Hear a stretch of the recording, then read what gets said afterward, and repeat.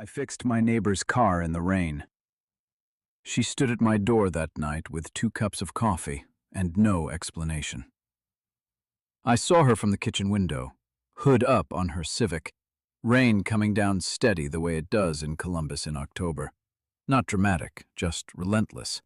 The kind that soaks through before you realize it's happening.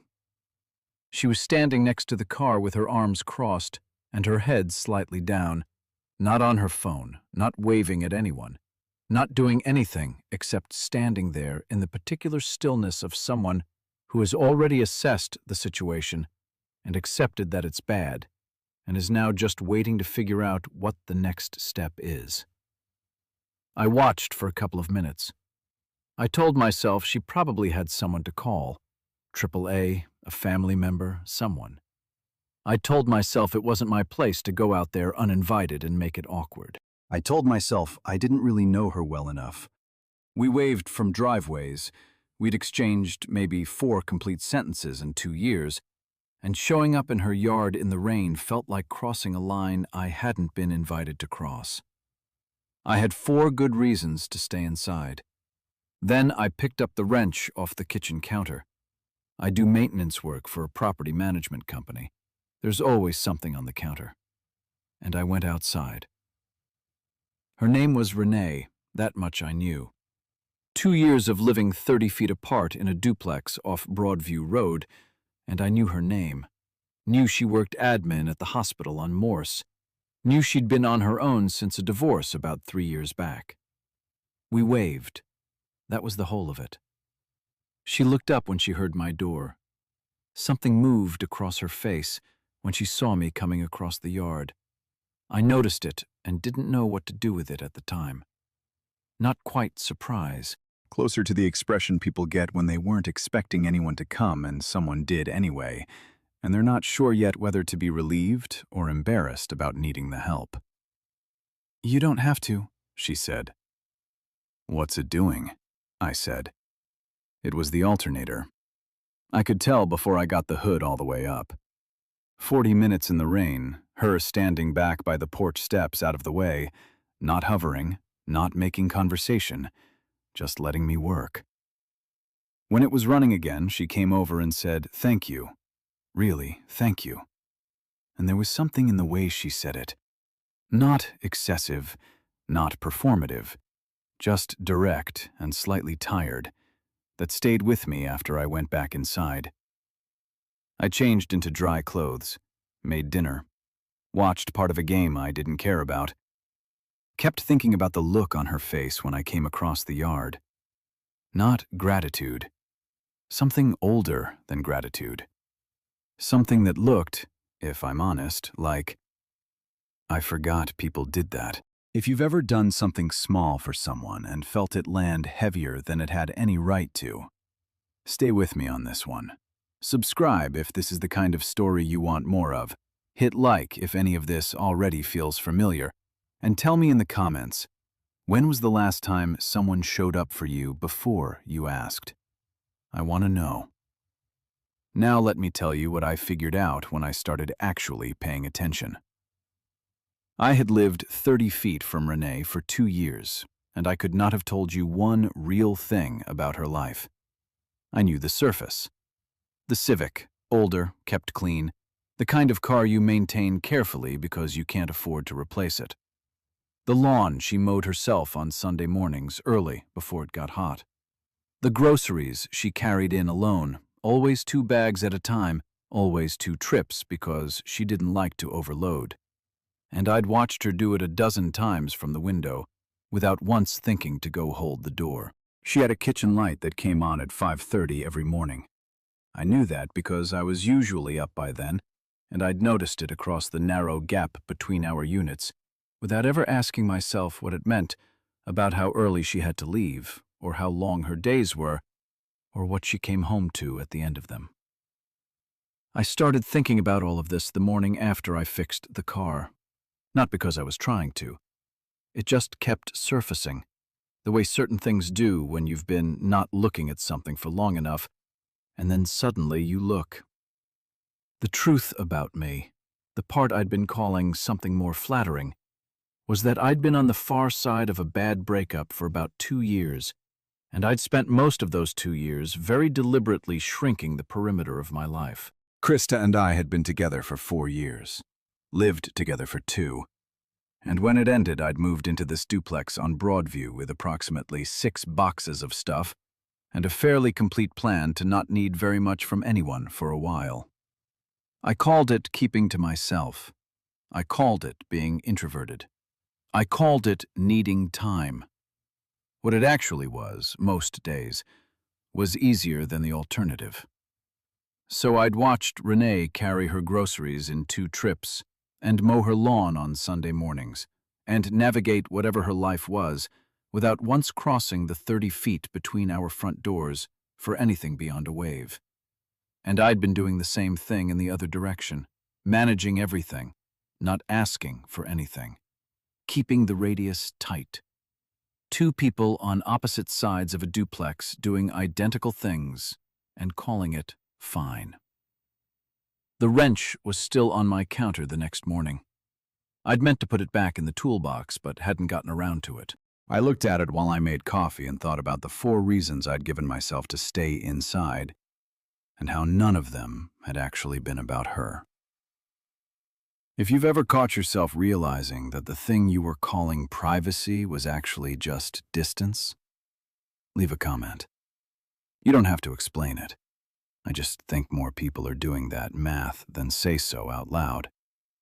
And sometimes it helps to know you're not the only one. She knocked at 10 o'clock. I was on the couch reading, which I almost never do, which meant I was in one of those restless evenings where nothing held my attention, and I kept picking things up and putting them down. I heard the knock and sat there for a second. It was late.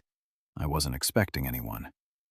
And I'm going to be honest and tell you that I considered, for just a moment, not answering. I answered. Renee was standing on my porch in dry clothes, hair down, holding 2 cups with a cardboard sleeve around each one. The logo on the cups was from Brew Point Coffee on 5th Avenue. Brew Point closes at 9. I knew this because I went there on Saturday mornings and had checked the hours enough times to have them memorized. She had gotten in her car after I fixed it and driven to a coffee shop that was already closed, found one that wasn't, and come back. She held one of the cups out toward me. "I didn't know how else to say thank you," she said. I took the cup, looked at it, looked at her. She wasn't performing anything, wasn't smiling too wide or talking too fast, or doing any of the things people do when they're nervous and trying not to show it. She was just standing there, straight, with that same directness from earlier in the evening. Slightly tired, completely present. I glanced back into the kitchen. The wrench was still on the counter, right where I'd left it. "You drove somewhere to get these," I said. "The machine at my place makes terrible coffee," she said. There was something almost dry in the way she said it. Not quite a joke, not quite not a joke. The specific register of someone who has a sense of humor that doesn't announce itself. "You want to sit on the porch?" I said. She looked slightly surprised, like that hadn't been part of whatever plan she'd come with. "It's still raining," she said. "Porch has a roof," I said. She came up the steps. "Here's what I want to ask you, and I mean it as a real question. If a neighbor knocked on your door at 10 at night with coffee and no explanation, would you have let them in? Tell me in the comments. I know what I almost did. I'm glad I did the other thing. Keep reading, or listening, because what she said on that porch is the part I haven't been able to stop thinking about since." We sat in the 2 old camp chairs I kept out there, and the rain came down past the roof edge, and neither of us said much for the first few minutes. She held her cup with both hands and looked at the street. The particular quality of attention of someone who's been alone long enough that silence doesn't make her uncomfortable. It's just the weather she lives in. I asked how long she'd had the Civic. 6 years, she said. She and her ex-husband had bought it together, which meant it had his name on the original paperwork, and she'd had to deal with all of that when things ended, on top of everything else. She'd kept it because it ran, and because the idea of going to a dealership alone and negotiating a trade-in had felt, at the time, like one thing too many. She said this the way people say things when they're past the stage of making them sound better than they are. Not asking for sympathy, just stating the shape of it. I've had to learn a lot of things the last few years, she said. There's a running list. Alternators are on it now, I guess. They go on all Civics around this mileage, I said. It's not a mystery, just a thing that happens. Easy fix once you know what you're doing. I didn't know what I was doing, she said. No reason you would. She looked at her cup. Something shifted slightly in her face. Not sadness, exactly. Something more like the tiredness that lives underneath the competence. The part that doesn't get to come out very often, because there's always something else that needs handling first. Can I tell you something? She said. Yeah. Nobody has come out for me in a long time. She said it quietly, looking at the street rather than at me. I don't mean just tonight. I mean in general. I've gotten good at managing things on my own, which is, that's fine, that's just what you do. But I think I'd forgotten what it felt like when someone just came out. Without me asking. Without making it a thing. She paused. You came out in the rain for someone you barely know. I drove to get you coffee because I didn't know what else to do with that. I didn't say anything right away. She set her cup down on the armrest and started to stand. I should go, she said. It's late and I didn't mean to. I just wanted to drop those off. I almost let her go. That was the moment.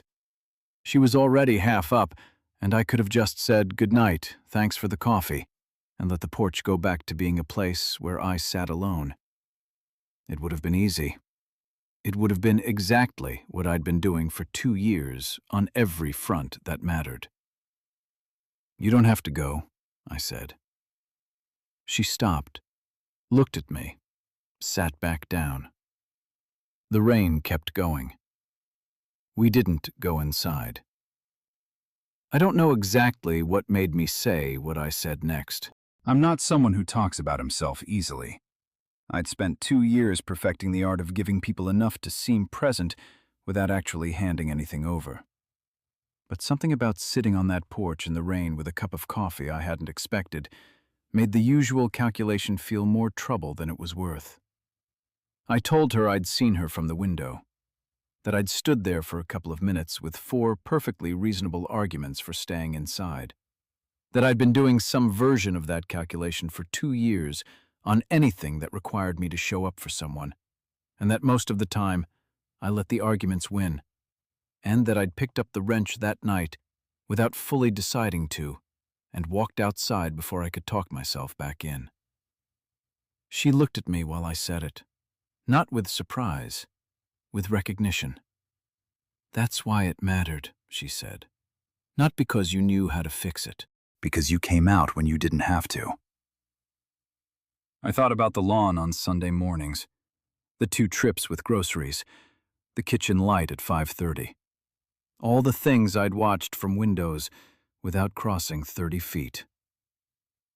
"I haven't been coming out for a long time," I said. "Neither have I," she said. "Just in a different way." We talked for another hour after that. Not about anything heavy. She asked about the maintenance work. I asked about the hospital. We talked about the neighborhood and a good taco place on Cleveland Avenue that she'd been meaning to try. Easy things. The kind of conversation that happens when 2 people are both slightly surprised to find themselves having it, and neither one wants to be the reason it stops. When she finally stood up to go, she picked up both cups, the empty ones, and held them for a second, like she wasn't sure what to do with them. Thank you, she said, for the car and for... She nodded toward the chairs, the roof, the hour we'd just spent. This.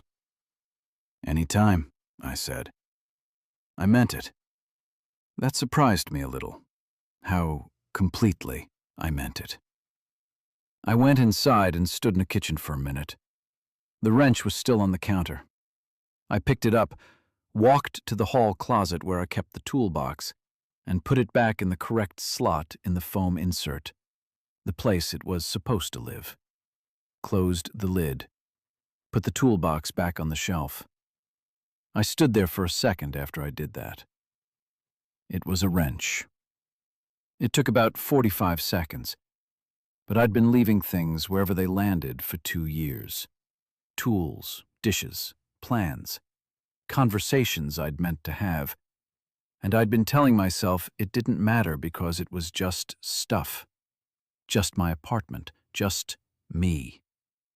And standing there in the hall closet on a rainy Tuesday night in Columbus, Ohio, I understood that putting the wrench back wasn't about the wrench. That was 8 months ago. Here is what is different now. Renee waves differently. Not the driveway wave, the automatic eyes-forward acknowledgement you give someone you technically know but haven't decided about. She looks at me when she waves. Direct, like she means it. Like I'm a specific person she's glad to see, rather than a general presence she's being polite about. I started leaving the porch light on at night. I don't know exactly when it became a habit. It just did. I leave it on and I don't think about why. And sometimes when I come home late, it's the first thing I see from the street, and it looks like a house where someone is expected. One Saturday in December, I saw her struggling with a storm window that had swollen in its frame and wouldn't seat right. I went over without going through the decision process, just grabbed my tools and went over. She made grilled cheese while I worked. We ate at her kitchen table and talked for 2 hours. She told me about her daughter, who lives with her dad in Cincinnati and comes up every other weekend. I told her about Krista, the actual version, not the one I'd been carrying around. She brings me food when I have a bad week. She knows when I'm having a bad week because she pays attention now. And so do I. Not in a way we've ever discussed or defined or named. Just in the ordinary way of two people who have decided, without needing to say it, to be in each other's peripheral vision. Available. Present. Not making a production of it. I stopped talking myself out of things. That's the change that's hardest to explain, and probably the one that matters most.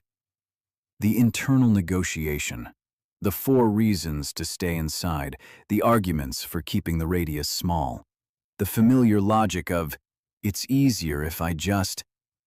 I still hear it sometimes, but I don't let it win the way I used to. I pick up the wrench. I go outside. I answer the door. Here is what I think is true, and I've turned it over enough times that I'm fairly sure of it now. Showing up before you're asked is the whole thing. Not the version in movies, where someone runs through an airport or makes a speech or arrives at exactly the right moment with exactly the right words. The actual version. Going out in the rain when you could stay dry. Crossing 30 feet when staying put would have been easier. Picking up the wrench off the counter when you had 4 good reasons to put it back on the shelf. The cost of that is small. What it starts is not. To everyone who made it to the end of this one, I'm glad you were here, genuinely. If this found you on a night when you needed it, I hope you'll carry something from it. Share it with someone who's been staying inside a little too long. Subscribe if you want more stories like this. And leave me a comment about a moment you almost didn't show up for someone, or a moment someone showed up for you when they didn't have to. I'll read every single one. See you next time.